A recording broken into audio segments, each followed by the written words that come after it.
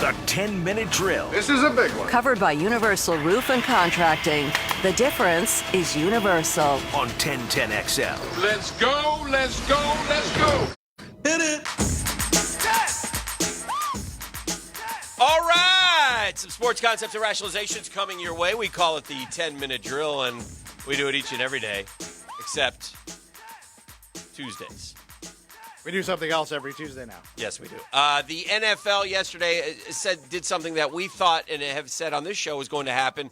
They're basically clearing out the sidelines. So, everything is way too important. They're not going to let anybody down there at all, and that's the way it's going to be for the National Football League. My son just texted me that he's pretty sure Rafael Montero gave up a walk-off grand slam for the Rangers last night. To former Met, you would like that. Kind of weird. Go back and forth we have. All right, but yeah. Let's assume that the Jags do deal Yannick Ngakoue here in the next 48 hours for a second-round pick. And we can deal with that second-round pick next May when we have a draft. Yeah. But in the meantime, yes, sir. That's $17 million that's freed up, and it's now a definite hole on your defensive line. And now you're not just looking for tackles; you also need an end. What are the pluses and minuses of a Jadeveon Clowney signing? Why would the Jags not go after it? First off, Beef, can you give me right now, or Jeff, the salary cap? Yeah, they're 15 under. They're under it, right? Right now? 15 under now, but they'd get the $17 million of Jan, right? So they'd be 32 so they'd have 32 under. Well, I think they already counted that. I don't think so. The way I understand it, you get the money back.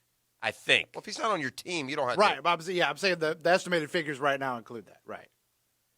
The $15 million right now? I don't think so. I think you then would be $30 million under. In other words, if Jan isn't playing for $17.8 million on your team, then that $17.8 million is because another team has picked up that obligation. I understand. What I'm saying is, like, when you read that they have $16 million, they're counting that, even though it's not signed. They're counting that. Oh. It says they have $16 million in cap space right now. Mm-hmm. I think that's counting Jan on their cap. Yeah, I don't think that's correct. I think you're wrong. I don't either. I think I think they're not counting. That means they're over the cap right now. That's what that's saying. If it's 17.8, then they'd be I'm saying if he goes, then they've got 33. Right, yes. That's what we're saying. Oh, I thought you were saying the other way. I thought you were saying they weren't counting his number. That's So they'd be 33. Right. What? The question is, and so you asked, why wouldn't you sign Jadeveon Clowney? Correct. Would Jadeveon Clowney come here? It would probably have to be a one-year deal if you were going to do it. It's not like you always can use pass rushers. And the question you would also have to ask at $33 million under the cap is, is that good practice? Should you be under the cap? Don't you want to be up to the cap each year? Isn't that unless the idea? you want to win 3 games and draft Trevor Lawrence? Which, again, if that's your ultimate goal, then okay. I know you can't state it, but by the way, you know the Jags aren't throwing money at Clowney. That's not our style. Of course not. He's going to end up back in Houston or Seattle, most likely. Maybe Tennessee. They're saying. Yeah, I think Cleveland. Which, by the way, would make Houston and Tennessee that much more better than us. Yeah. I don't. Forget one. Why wouldn't you go to Clowney and get him $484? Here you go. Yeah. Here's your money, and pair him with Allen for the next 4 years and build around him. And it's a shame. I mean, it's this whole thing. This is not a good look at all for the Jags. I mean, you got your top players don't want to be here. That's not good. And I don't blame the Jags for all this, mishmash. And it was only, in fairness, now it was only 2. Yeah, only 2 threw a fit and demanded. Threw a fit. Yeah, for sure. I mean, because just general get me out of here. Every team's got 4 or 5 of those. That's true. Don't want to be here. Guys. That's true. But the guys, these are building block pieces for sure. Yeah, I mean, inarguably, 2 of your top 5 players who are no longer here, and now you've restocked with draft picks. But again, you better hit on them. K'Lavon Chaisson needs to be a great player, right? Sure. Or the other first-round pick that you get from the Rams. One of them needs to be a great player. And then you have an extra 4th rounder too. Right. And by the way, when you get that great player, it might behoove you to have the foresight to massage his next deal while he's happy about it. Like they did. Now, it didn't work with Telvin because he went off the reservation and will never come back. But they got Telvin ahead of schedule before there was hurt feel. He was happy to get the money when they get. I mean, you got to do that to Jan. Now, the other side of that is if they completely play high, they before they're halfway through with the contract, they're going to want another one. But this team will be better right now if Jan was in the second of a 4 or 5 year deal. Yeah, and they would be a better team for it. Yeah. I mean, you spend a third rounder. Plus, hit a home run. You wouldn't have had to draft Chase on. Correct. You could have gone in another you direction could have, there. but you also could have done something else if you wanted to. You could have maybe taken a running back or whomever. I mean, whatever. It's I guess one of the most maddening, most frustrating things about this team, and when you really factor in this frustration, it goes back to the only cliche I ever got right. NFL teams don't get better; they get better quarterbacks. And what I mean by that is the moves isolated that Dave Caldwell has made the last 5 years, the draft picks, the free agent signings, should add up to a team that's in better shape than they are right now. Yes. They're not as – they should be better. They haven't – like Gene Smith, Dan, had drafts that were literally 3 years later yielded no players. I mean, if you look at – Dave Caldwell is by far the tops in the league, but each draft class has given you Josh Allen, DJ Chark, Pro Bowl level players he's drafted. Yeah. Anyway, so we'll see. But I do you think Yannick Ngakoue will be on this team this year? No. Me either. Yeah, no, I don't. Yeah. I wish he would. I don't listen. Yeah. No, I'd like him to be here happy and playing hard. Right. I'm not saying I would. At some point, if you're under the cap, then give the guy a deal and build around him and Allen. Those are two good players. Right. For years to come. Right. And you're set there. You're not worried about a thing. So instead, you're going to trade him. You're going to second rounder. Will that work? And you have a huge hole at defensive end. Sure. Because Chason is not Jan's size. He definitely plays standing up more than Yannick Ngakoue. Well, it'll be interesting. And Jan's not an oversized defensive end. No, he's not. But Chason's more linebacker sized. No, just another piece. It's a good piece, a Pro Bowl piece. Yeah. It's and again, Jalen is so toxic that you can. There is some addition by subtraction with him, as great as he is. I don't think that's the case with Jan. No, there's no downside to Jan except the fact that you've financially offended him. The money thing just got all screwed up. Yeah, out of whack. And again, I don't think the Jags were wrong, by the way, on what they were offering and from what I can tell. And it is frustrating from a team standpoint to be basing your decisions all along on the collective bargained agreement with the players. And doggone it, if I give you the franchise tag, you ought to have to sign it and have that 1 year bridge. That shouldn't be. That's our protection. They can find out. I mean, many players go and get a lot more millions than they should. Yeah. Just because they're free agents. Well, it's August 20th today, and they've been in camp for a while now, and there's no sign of them. Of course I guess not. The obvious. But there's a date that you have to sign or you'll get paid. Yeah, but that's not till right that's before like the September first game. 6th, I think. Yeah. So, Tom Brenneman had a bad moment last night on the microphone, and it could be a career ender, especially in the environment that we are a part of right now. He said the British term for cigarettes. Yes. Or sticks. What is it? Whatever. Yeah. This city. An anti-gay slur. Yes. And it's and the most common one you've heard your entire life. One that many of us grew up with, but one that is not used today. Correct. And he said it on the air, speaking with ill. Now, look, wherever you fall on how mistakes should be measured, he said it hatefully too. It was nothing funny about it. Well, that's also true. It was the way he said it. I think the context in which it was said also matters. I think context matters. I was curious though, and I saw this poll. He basically said a part of Kansas City, by the way, and this is untoward. But I don't like leaving people riding their car like, well, what did he say? Right. He said a part of Kansas City was a anti-gay slur capital.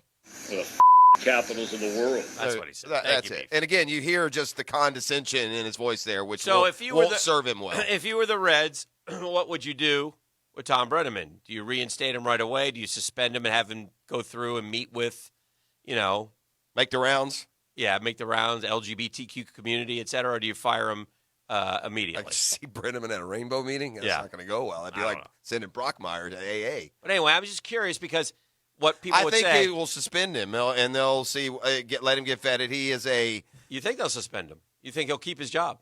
I don't know. Yeah. I don't. Well, it's funny because this was a poll question on Twitter, and keeping in mind, 1,500 votes, 46 said suspend, 42 said fire. So it's split. Yeah, I think that you should count the entirety of who you are and what you've done and what you've said. And I mean, right. it's awfully dangerous. I mean, I hope not every American gets put the point of the spear to them on their one and only mistake, publicly ending everything that they are. Right. If this was the fifth slip up or the third or the fourth or the second, it would be something. But, again, I think in this case it wasn't just what he said. It was nothing lighthearted. LGBTQ would say you can't say that word lighthearted. Now, I don't mean to present that as an option. Right. The point being, he said it there was a condescending kind of hatefulness to what he said. It was mean-spirited at the very least. Yeah, well, for what? For what purpose? What does it serve? Yeah, I know. Right? Yeah. So anyway, that happened last night. And it's where the broadcast world is full on Brockmeyer. Have you seen the developing story and the story that was done by the Charlotte Observer on this Charlotte Hornets play-by-play guy? Did you read the details? I did. I don't know how that happened though. Well, here's what he says. Yes. So anyway, so people know he's the Hornets voice. Yeah. Radio voice. He's watching the job. He's watching an NBA playoff game, and he tweets out a comment about the playoff game that's going on in front of him. Yeah, I've got it right here. Okay. Listen, this is a story that for sure has to be vetted because this is a guy who has nothing but people, speak well of his character. Okay. But here's how the story went down according to him. It was Monday afternoon, a few minutes before he sent a tweet that he's going to regret for the rest of his life. He's the play-by-play voice of the Charlotte Hornets. Right. His name is John Folke. Okay. Okay? So Folke, like many of us, was enjoying the entertainment of the Jazz Nuggets game. Mitchell and Murray were going off, matching each other shot for shot. So Folke, who was sitting at his kitchen table, working on doing some work, broadcast work, podcast preparation, said that he meant to tweet, shot making in this Jazz Nuggets game is awesome. Murray and Mitchell going back and forth, what a game. Right. Instead, he wrote exactly that, except instead of the word Nuggets, the plural form of the N-word is what was used. Now, Folke was using an iPhone to send the tweet. Pick up your phone like you're going to text something and look at your keypad. Okay. What is right next? Oh, you got your keypad up? Yeah. What letter is right next to the U? Okay. And what letter is right next to the T? And if your big fat fingers hit I instead of U and R instead of T. That's a tough one, the other side of that is who in the world would purposefully write that? It makes sense. You'd have to be on drugs, Hick. Nobody at 2 in the afternoon. No, not purposefully, but why is it? I don't know. It's a tough one, man. I get it, but I'm not saying that is what he did. Look, there are a lot of things where elements conspire. There are innocent people sitting in jail on murder conviction. I don't know why. I just get the feeling looking at this guy and reading his story that this poor sap literally typing fast, wanting to get it out there. In fact, he even says, my inbox got overflowed. I'm like, well, damn, did I miss the mark? Are they not dominating the game? And had to reread and see that, oh my God, what have I done? So, I mean, I don't know. I don't know the guy from Adam. Right. My gut tells me, though, that somehow in the craziest, worst. That's a lot of mistypes, so. That's just 2. That's only 2 letters. If you you would do everything else the same. Yeah. So, and again, the biggest key here is for anybody, you don't have to be a broadcast professional. It's like the old measure twice, cut once. Yeah. Look before you hit send. Oh, we all know that. Don't we all know that? Don't we, Beef? We do. Oh, yeah. So here's what he said. Every stinking one of us. Here's what he says. I think it's interesting. There's still a little bit more to reaction here. He said, I was trying to get it done as fast as I could so that it was relevant by the time I posted it. I tried to type it. Obviously, I mistyped the word nuggets, and I did not reread it, which, as you know, is the number one rule of working in the media. Unfortunately, I didn't because I was trying to get it up as fast as possible, and I hit send. Within 2 minutes, Folky's notifications were flooded with vitriol. For a second, he wondered naively if the game's shot making hadn't actually been that good in the first 3 quarters. Yeah. And he was getting criticized for that. He looked back at his tweet more closely. I can only imagine the horror. Realized what he had done. His heart sank. He deleted the original tweet, although he knows it will live in perpetuity. Yeah. He called his bosses at the Hornets. He let them know what had happened. He apologized on Twitter, but it was about 6 hours after the original tweet. Now, some people accepting the apologies, others don't believe the explanation. Yeah. But unless you know the guy, I don't think it's fair to comment. I don't know him. You don't know him. Maybe he is a bad dude, but maybe he's not. Maybe he's just some poor sap who's now, J.A. Adonde, formerly of ESPN, is now the director of sports journalism at Northwestern. He said an investigation is warranted, but it's not a clear-cut firing. Quote, if it's a clear mistake without any intent, I don't think you fire him. I don't think that one tweet in and of itself is grounds for firing, but there should be an investigation. You have to consider both context and intention for everything. I find it hard to believe. This is where I step back and say nobody, and I mean nobody, would tweet that. No one. No one with a half of a brain. I don't think anybody thinks he did it maliciously. No, not maliciously. The question why is it in his mind? I guess. Well, that's that. Or in his phone. That's where you believe that it's the U and the I versus the T and the R. Yeah. Or that he says that so much that it autocorrected. Right. He says he's never typed that word into his phone. So he's either all in as the biggest lie ever, or he's the most unlucky guy in the world because of the timing of this especially. So that's right, because if you type it into your phone a lot, it pops up when it's close. Is that what happens? Correct. Autocorrect is predictive learning. Right. So if you use a word frequently, but your phone starts predicting not all it. phones are set that way. Because I, as a test, to test that theory, I wrote the word in the phone to see if it corrected to nuggets. And my phone, it didn't correct.